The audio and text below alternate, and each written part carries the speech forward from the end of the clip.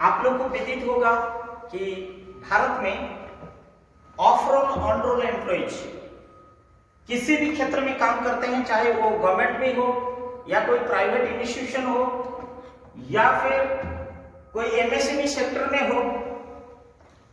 भारत सरकार का सर्वोच्च न्यायालय सुप्रीम कोर्ट ने जो 4/11/2022 को जो निर्णय लिया कि समाज के हित के लिए, जनता का हित के लिए, कर्मचारी का भविष्य के लिए उनकी जो पेंशन मिलता है वो छोटा कम राशि मिलता है और उसको एक देश, एक नेशन, एक राशन, एक संविधान और एक पेंशन में अंतर्भुक्त किया जाए। ऐसे सुप्रीम कोर्ट ने जो निर्णय लिया, आप लोग को विदित होगा, यह निर्णय लेने से पहले गवर्नमेंट ऑफ इंडिया 3 बार और निर्णय लिया था। जब देश स्वाधीन हुई, स्वाधीनता के बाद हमारे कल कारखाना industry, government, non government institution में जो कर्मचारी या वर्कर भाई बंधु लोग काम कर रहे थे, उनको नवंबर 1995 पहले जितना भी लोग काम कर रहे थे उस समय ईपीएस मतलब पेंशन की कोई दायरा नहीं था। सिर्फ 12% एम्प्लॉयर कंट्रीब्यूशन देगा और एम्प्लॉयज का 12% कंट्रीब्यूशन, ये दोनों मिलके उसका पीएफ अकाउंट में जमा होता था और रिटायर होने से जिस दिन रिटायर होता था उसका ये 12% प्लस 12% मिलके 24% और एक्यूमुलेटेड इंटरेस्ट उसको मुआवजा करवा देता था नवंबर 95 पहले। तो उसको ये इसके बारे में जानकारी को जरूरत नहीं है, ये कैलकुलेशन का बारे में जरूरत नहीं है, क्योंकि वो नवंबर 1995 पहले रिटायर हो चुका है, इसलिए मैं उसको कंसिडरेशन को नहीं ले रहा हूं। आइए नवंबर 1995 के बाद 2001 सितंबर तक आपका सैलरी कितना भी हो, गवर्नमेंट ऑफ इंडिया वो पेंशनेबल सैलरी को लिमिट कर दिया था 5000 तक और उससे 8.33 कंट्रीब्यूशन केवल दिया जाता था 417 रुपया। और उसी हिसाब से आपका जो पेंशन कैलकुलेशन होता था रिटायरमेंट के समय में, वो होता है क्या, पेंशन इज इक्वल टू आपका pensionable average salary, average pensionable salary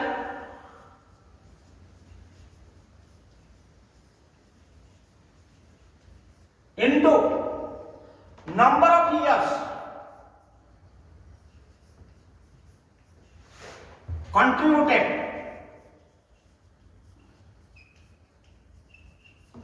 बार बार बोल रहा हूं, आफ्टर 95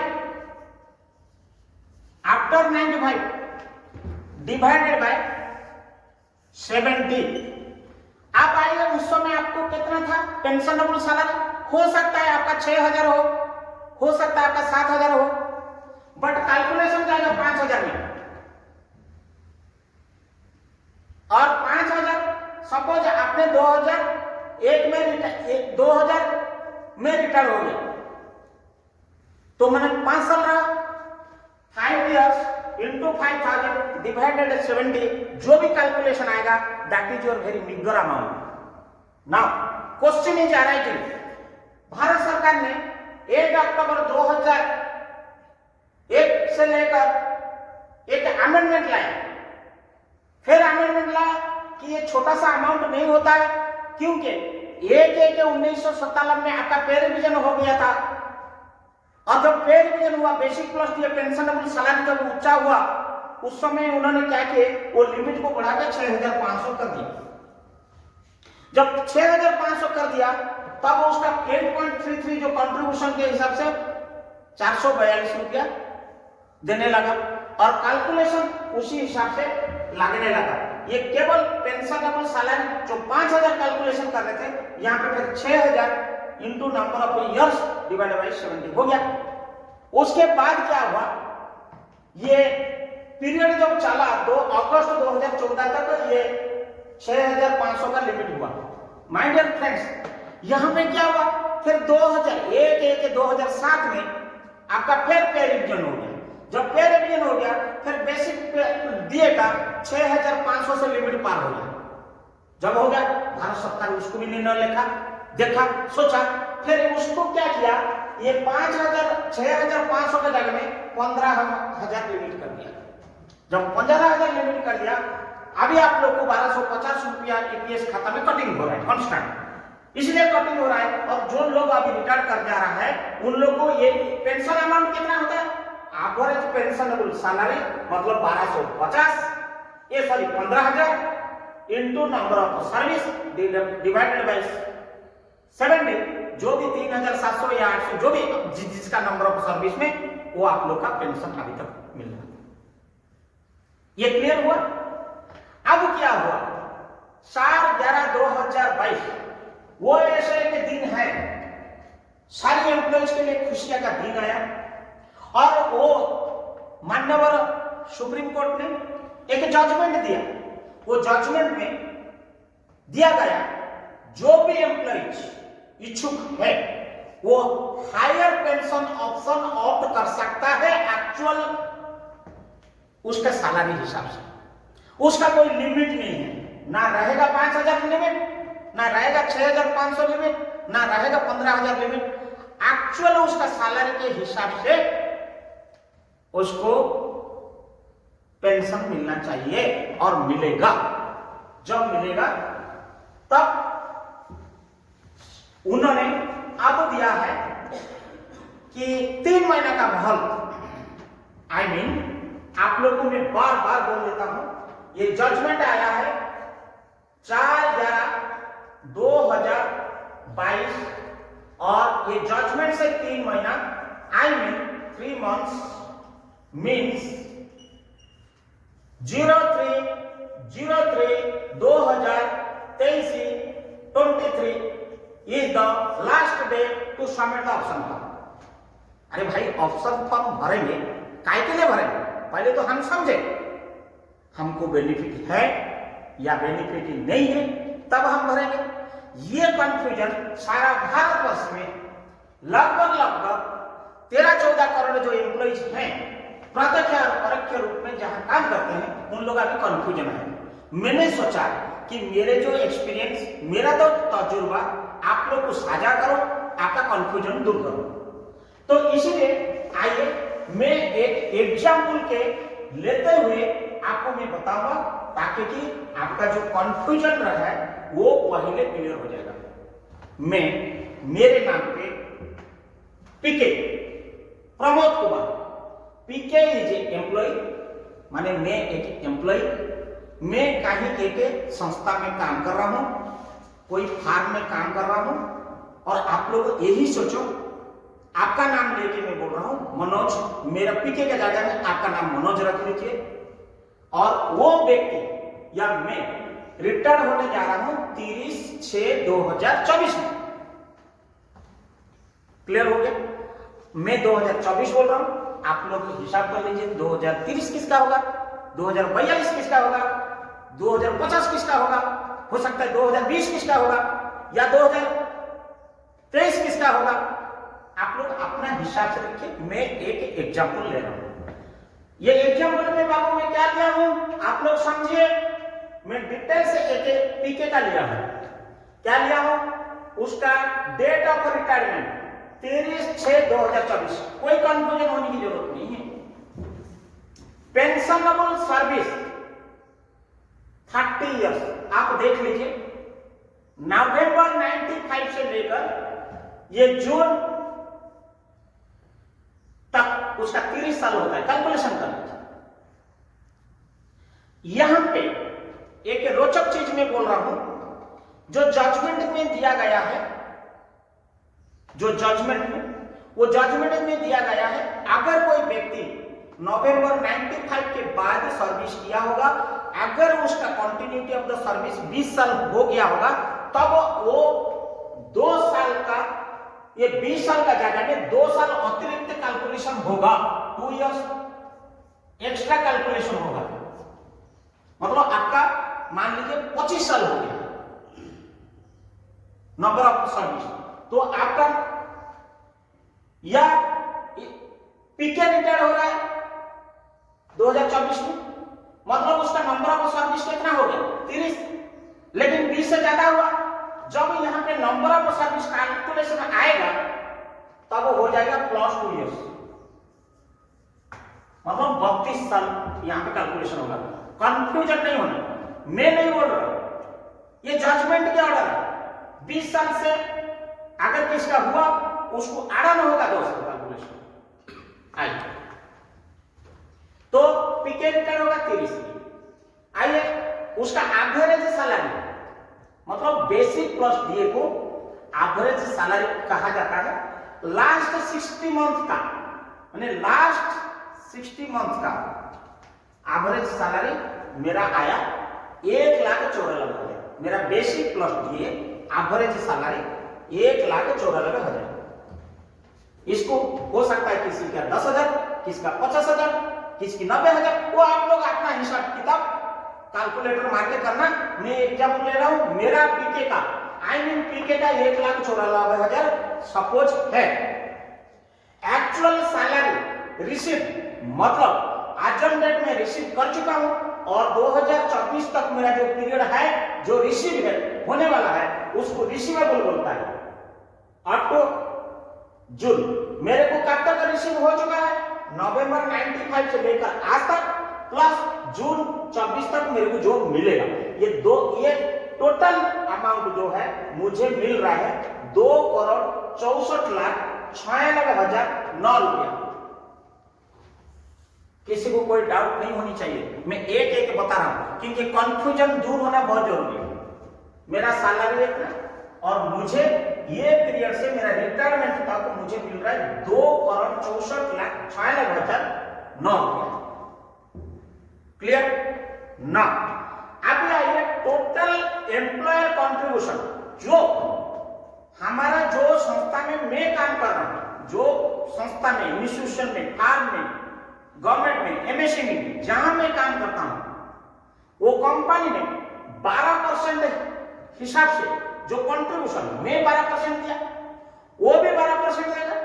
वो 12% ऑफ 1 डे, मतलब एक्चुअल सैलरी मैंने जो लिया उसका 12% देगा, मतलब 2,64,96,009 रुपया का 12% कंट्रीब्यूशन जो दे रहा है 31,79,521 एम्प्लॉयर कंट्रीब्यूशन।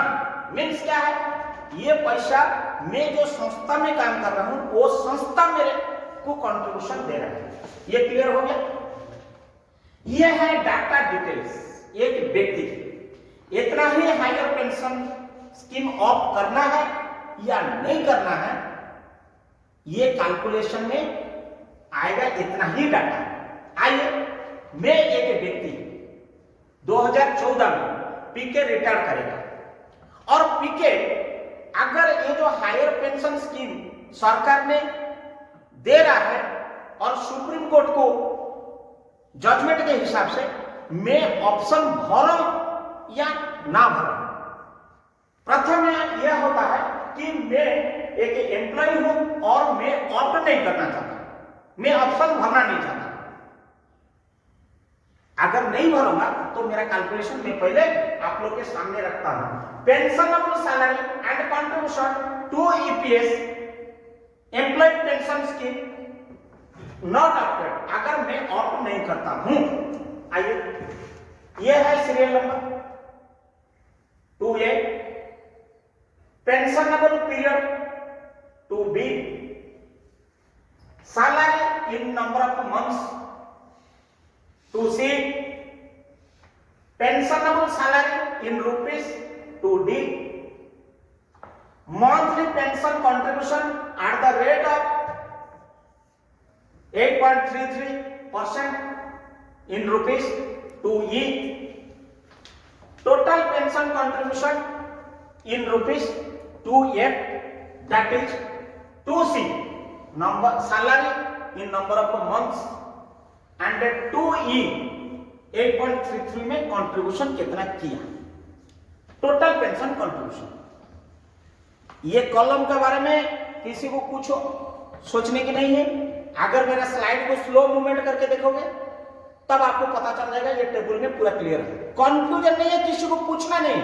खुद तो चक पकड़ो या पेन पकड़ो, मोबाइल का कैलकुलेटर पकड़ो और आपका जिंदगी का पेंशन का बारे में खुद कैलकुलेशन करो, किसी का कंसल्टेंसी लेने की जरूरत नहीं है। अगर आपको अच्छा लगेगा मुझे बीच में कमेंट्स करना और लाइक भी करता रहना। आइए यहां पे क्या है, नवंबर, मैंने क्या बोला था कि नवंबर 1995 पहले जो व्यक्ति चला गया रिटायर में, ये लागू नहीं होता है उन लोग को, वो सोचने का भी जरूरत नहीं है, कंफ्यूजन होने की भी जरूरत नहीं है। जिंदा है लेकिन रिटायर हो गया, अब भी सोच रहा है, कुछ होने वाला नहीं। नवंबर 95 के बाद, नवंबर 95 से सितंबर 2001 हमारा कितना हुआ, 71 मंथ्स, कैलकुलेशन कर लो। ये कांस्टेंट है सबके लिए, मेरे लिए भी नहीं। जो व्यक्ति रिटायर हो रहा है या नहीं हो रहा है 2 जून में, वो नहीं है, ये कांस्टेंट है सबके लिए, 71 मंथ्स। उस समय 5000 लिमिट था और आपका 8.33 और 5000 देखिए गुणा मार के 417 रुपया। अरे आपने फिर जब 417 रुपया पहले एक महीना में दिया, आपने 71 महीना में कितना दिया होगा, 29,607 रुपया। एकदम क्लियर। ये सरकार उस समय नियम बनाया था कि ये पीरियड में 5000 का लिमिट, चाहे आपका 10,000 सैलरी हो, वो कंफ्यूजन नहीं होना कि मेरा 10,000 था, ठीक है, उस समय लिमिट ही था 5000। आप उल्टा सीधा कैलकुलेशन करने से फिर गड़बड़ा जाएगा। फिर आइए नंबर 2।